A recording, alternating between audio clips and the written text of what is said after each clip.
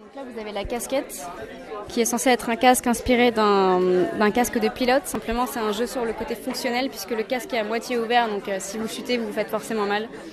Et il y a aussi le mariage des matières ici. Comme je vous disais, j'essaie de marier des matières différentes. Là, vous avez le bois qui est marié au cuir, relié par une charrière. C'est aussi l'articulation, la mobilité.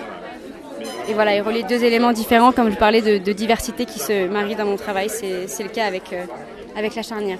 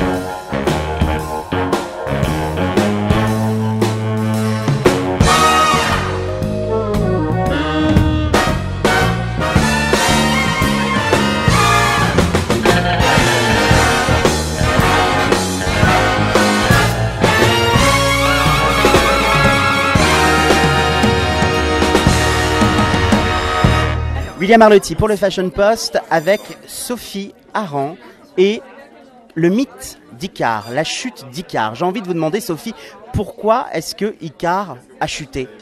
Alors justement, dans ma version de la chute d'Icare, il ne chute pas et continue à voler après le soleil. Vers de nouveaux horizons, c'est vraiment une collection sur l'adrénaline plutôt de la chute libre, du fait d'essayer quelque chose, d'y aller à fond, de faire ce grand saut. C'est vraiment une collection sur la liberté, la fraîcheur. Donc en fait, dans mon mythe, à moi, il ne tombe pas. Oui, dans le mythe d'Icare, justement, c'est vouloir toucher le soleil et se brûler les ailes et tomber. Il y a cette philosophie qui est liée à la Grèce antique. Vous êtes dans un twist qui est totalement moderne. Il y a l'idée justement de corps amélioré. Moi, j'ai vu au défilé hier soir l'homme bionique, l'homme aussi streetwear, l'homme de la rue, un homme contemporain. Mais vous allez m'en dire un peu plus sur cette collection. C'est quoi l'esprit, l'ADN des matières, des couleurs et de ces suppléments pour améliorer le masculin ? Alors il y a vraiment une réflexion sur la protection. En fait, dans mon histoire d'Icare, j'imagine avoir un dialogue avec lui. L'Icare du 21e siècle, je sais que voilà, chuter, c'est risqué. Donc il me demande, écoute, fais-moi aussi des protections pour ce plan d'évasion. Je vais lui proposer des choses et du coup, il y a des choses aussi sur lesquelles je m'amuse parce qu'elles ne fonctionnent pas. Il y a toujours un côté ludique dans ce que je fais. Et du coup, il y a aussi une réflexion sur la protection, à savoir qu'une protection, c'est un corps à protéger, de la peau, des os. Une matière qui amortit le choc, donc plutôt une mousse, et ensuite quelque chose de dur, quelque chose vraiment une coque. C'est la même chose avec ma collection, vous avez le modèle, le mannequin qui est la chair de chair et d'os, les vêtements qui sont plus la partie qui vient amortir le choc en mode padding, protection, vous avez des mousses, et ensuite vous avez les accessoires qui sont cette coque dure, qui sont en bois, en pierre, des matériaux qui sont censés être justement assez durs tout simplement. Oui, et puis des matériaux qui sont connectés aussi à la nature, puisque vous habillez des garçons qui vont être vivants, qui sont installés dans la vraie vie. Il y a cette idée aussi du futur, mais du futur dans un présent immédiat. À part le mythe d'Icare, comment est-ce que vous vous ressourcez, comment est-ce que vous vous régénérez lorsque vous devez justement puiser au plus profond de vous-même pour dessiner une collection ? Alors il y a une grosse partie d'être très attentif autour de moi. Moi j'habite à Paris dans un quartier qui est très populaire, donc très vivant, il y a beaucoup de cultures qui se mélangent. C'est très important pour moi d'avoir cette effervescence à la fois de créa dans mon quartier, à la fois de gens, de gens qui sont là pour vivre tout simplement. C'est quel quartier ? J'habite à Château-d'Eau, donc à Strasbourg-Saint-Denis. Et cette idée dans ma collection avec le patchwork des matières, il y a énormément de matières, c'est très blanc, mais c'est un panel de matières, vous avez au moins 2 matières par pièce. Et j'ai besoin de ça, de cette diversité. Pour moi, ça amène beaucoup de richesse. Et j'aime beaucoup aussi marier les opposés. Donc vous allez avoir un cuir avec un plastique et il faut que ça fonctionne, il faut que ça rende le plastique chic. Il y a un détournement de choses. Par exemple, vous avez des finitions en gaine, qui est une matière technique qui est vraiment pas très jolie. A priori, c'est des choses qui sont plutôt souterraines, qu'on ne montre pas vraiment. Là, je me dis, écoutez, là j'en fais carrément ma finition. Pareil pour les charnières, je l'utilise comme des bijoux qui viennent se poser sur la chaussure, la casquette. J'aime ça, j'aime ce côté prendre quelque chose qui n'est pas noble et lui redonner une vraie place. C'est quelque chose que vous retrouvez de façon récurrente dans mon travail. La plupart des créateurs questionnent le noir comme vous questionnez le blanc. Vous savez, le noir, c'est toujours cette page blanche avec des noirs vibrants, avec des noirs crispy. Là, le blanc s'habille de cuir, le blanc est technique avec des tissus qui viennent du sport, le blanc est sensuel et c'est un peu comme si le corps devenait un gant retourné pourra être dans une dimension un peu à la Roland Barthes, hein, quand on lit les systèmes de mode. Cette culture mode et cette philosophie de la mode, vous l'avez acquise comment ? Parce qu'il y a quand même une réflexion derrière le vêtement, on n'est pas dans... Une réflexion, oui. Après, moi, j'ai un passé de designer objet. J'ai d'abord fait du design objet avant de faire du vêtement. Ça m'influence énormément dans ma façon de penser parce que quand vous faites du design objet, on vous demande d'avoir des choses qui fonctionnent.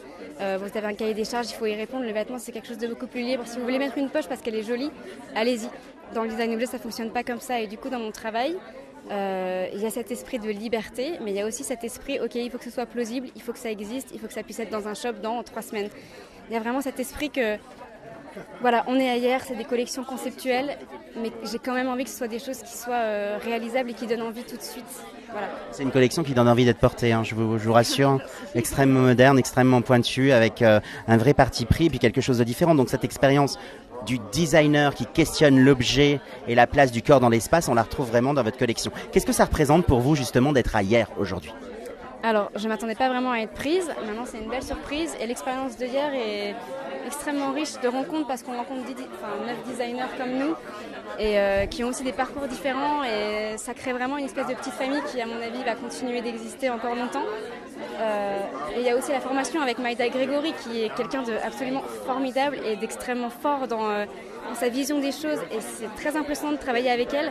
Elle voit tout. C'est très intéressant d'avoir ce l'envers du décor. En fait, on prévoit le défilé depuis le 15 avril où on est venu avec nos collections.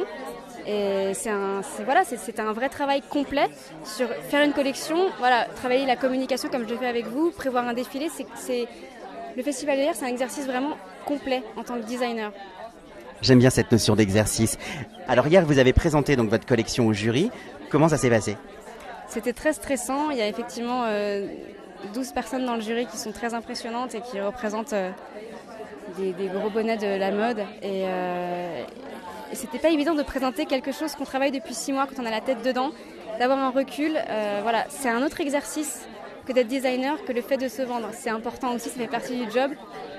Mais effectivement, c'est autre chose maintenant. C'était très... Pour moi, ça s'est bien passé. Maintenant, ils étaient très intéressés par toucher les choses et jouer avec. Donc, j'avais l'impression qu'ils ne m'écoutaient pas. Pour autant, je pense que si effectivement, ils m'ont écouté. C'est des experts. En tout cas, vous avez le sens de la communication.